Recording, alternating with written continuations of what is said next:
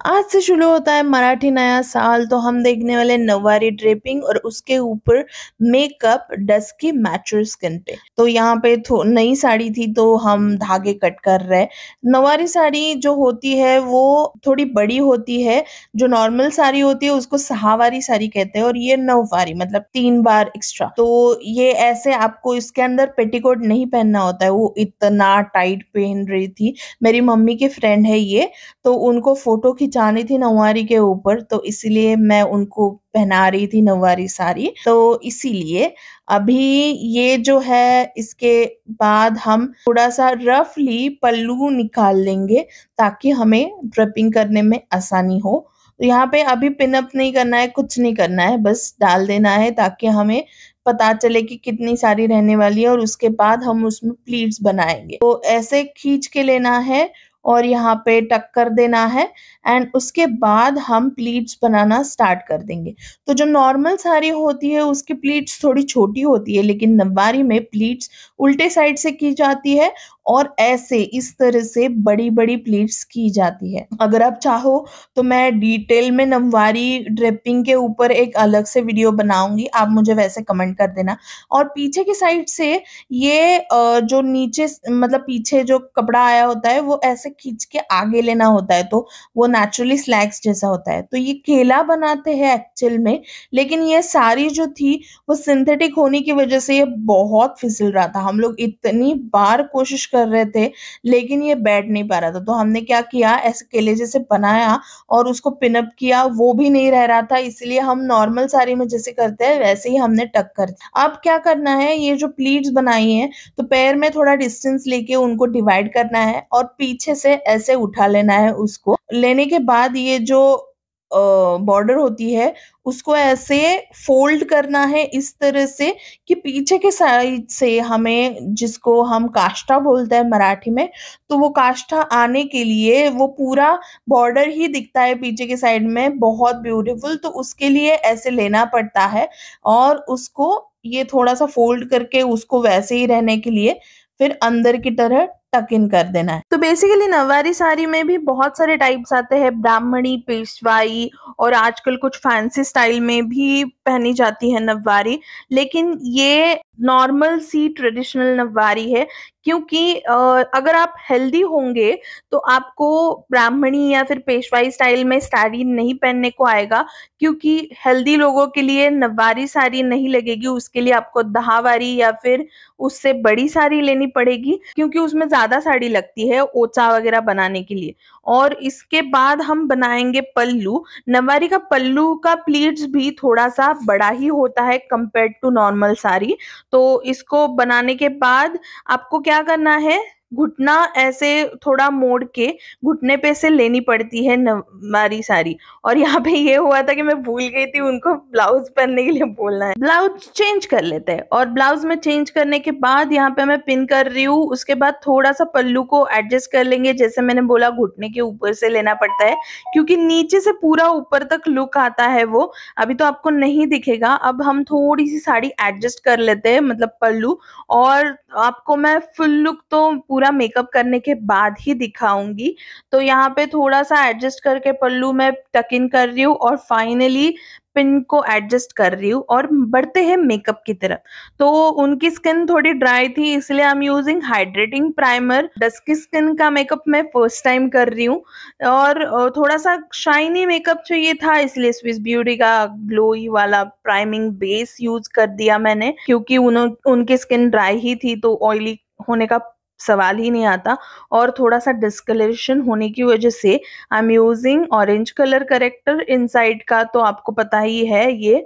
और उसको फिंगर्स से ही ब्लेंड कर रही हूँ। मैं नहीं चाहती थी कि ऐसे ही ज़्यादा प्रेशर डले। इसके बाद मेरे पास तो डस्की स्किन के लिए शेड था नायका की बीबी क्रीम का ही, तो इसीलिए मैं स्किन पे फेस पे और नेक पे डॉट डॉट पे लगा के ब्लेंड कर रही हूँ।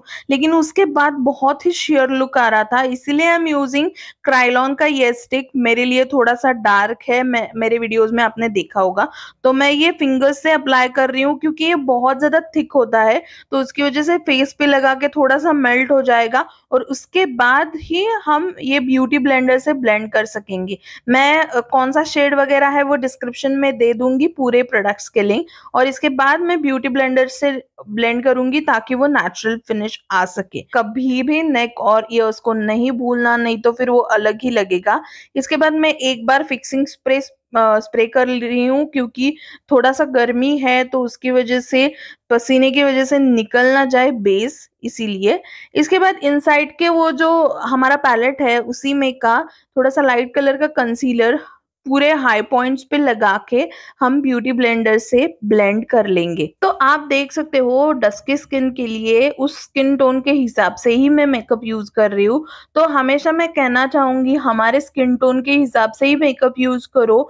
लाइट कलर के चक्कर में, मतलब गोरे दिखने के चक्कर में हमारा जो खूबसूरत सा डस्की टोन है उसको नहीं खोना है हमें। और यहाँ पे मैं अंडर आईज में ज़्यादा लाइट कलर का कंसीलर नहीं यूज़ कर रही, बस थोड़ा-सा अंदर की तरफ और बाहर की तरफ, ताकि थोड़ा-सा लिफ्टेड लुक आ जाए।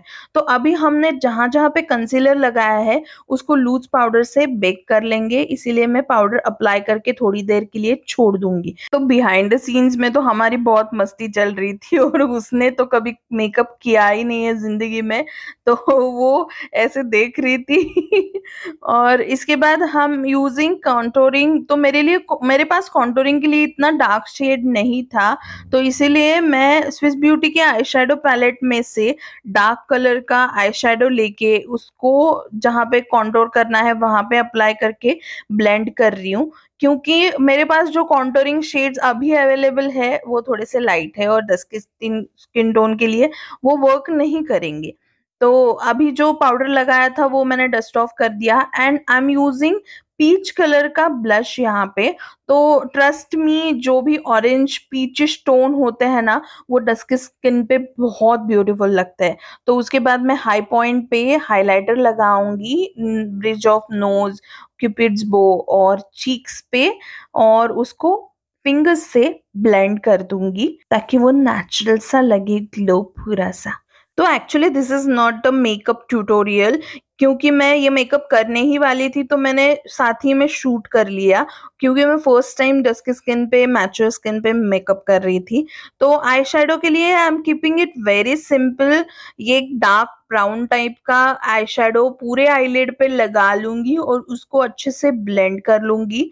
एंड उसके बाद हम यूज करने वाला है कोई भी ऐसे गोल्डन टाइप या फिर ब्राउन का ही थोड़ा सा शिमरी आई शेडो बीच में, क्योंकि ये मैच्योर स्किन है तो वैसे भी आईलिड्स फोल्ड हो जाएंगी, इसीलिए मैं बहुत ही ज्यादा सिंपल रख रही हूँ। और उसके बाद आईब्रोज आप देख सकते हो, उनकी भी आईब्रोज बहुत ज्यादा थिन है, तो मैं स्विस ब्यूटी का यहाँ पे ग्रे शेड का पेंसिल यूज कर रही हूँ और पेशेंटली धीरे धीरे वो नेचुरल लगे इस हिसाब से स्ट्रोक्स दे रही हूँ। और उसके बाद हम उनको मतलब उस स्ट्रोक्स को कोम करेंगे ताकि वो नेचुरल फिनिश लग सके, और मुझे बताना बाद में नेचुरल लग रहा है या नहीं। तो उसके बाद मैं यूज़ कर रही हूँ रेड लिपस्टिक। रेड लिपस्टिक जो होती है वो कोई भी स्किन टोन पे बहुत ज़्यादा अच्छी लगती है। मैं यहाँ पे लॉरियल का यूज़ कर रही हूँ, आपने मेरे हॉल में देखा होगा। ये शेड मैं नीचे डाल दूँगी डिस्क्रिप्शन में, भूल गई मैं शेड का नाम। और ब्रश का इस्तेमाल इसलिए कर रही हूँ क्योंकि मेरे ख़्याल से तो ब्रश से परफेक्ट लगती है लिपस्टिक, और उसके बाद फिर से एक बार हम फिक्सिंग स्प्रे का इस्तेमाल करेंगे and that's it. Our look is finally ready. इसके बाद थोड़ा सा ज्वेलरी पहन लेंगे, थोड़ा सा बिंदी विंदी लगाएंगे एंड पूरा मराठी लुक रेडी हो गया है, नवारी। देख सकते हो कितना लुक में चेंज। और चंद्रकोर, इस जो बिंदी है इसको चंद्रकोर बोलते हैं, और मैं थोड़ा सा ये मोतियों का गजरा ऐड कर रही हूँ ताकि वो लुक आ जाए अच्छे से। आपको ये लुक कैसे लगा मुझे कमेंट में जरूर बताना, और चैनल को सब्सक्राइब करना मत भूलना। I hope you enjoyed this video.